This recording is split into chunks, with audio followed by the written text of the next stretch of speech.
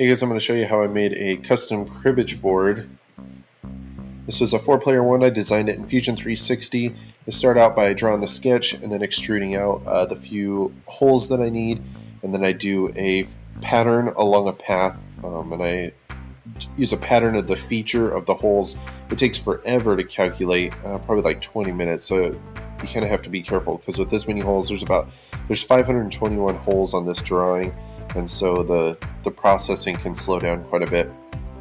But I follow the path and then be sure to follow around the insides, and then the outside holes sweep around or else they would all just get crowded up in the middle. And then over there on the left, then that's where I put in the winning peg holes. And then I export this as a drawing, a DXF file, and then open it up in Carbide Create. And then in here, this is where I like to do, the V-carve and drilling the holes, just because it's easier software for doing that. Not as much the design, because it doesn't have like the pattern feature like Fusion does. So now bringing it on over to the CNC, I oversized the boards just a little bit so that I can screw it down on the corners and hold it all in place so it's nice and firm. I could probably surface it, but I haven't found the need to. I'll just set my zeros for the V-carve in each of the spots, and you'll see that later. So all of these holes, like I said, there's 521 of them, so it took about 30 minutes to cut out all of these holes. Just a simple upcut 1/8 inch ball nose end mill for that.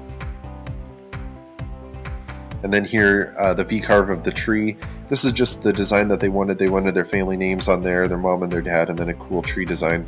This turned out really cool, and the V-carve turned out really nicely on that. So it looks a little messy here, however, it'll run through it, a couple of times and then clean it up.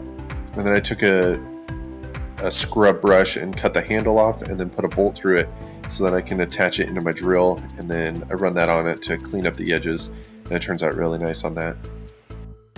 You can see I'm setting my zero here with a piece of paper. I've never found that the touch plate works out super well. The paper is just super accurate. And then at the very end, I'll put it on the table saw and cut it down to size, and then put a beeswax and coconut oil finish on it, and it turns out really nice.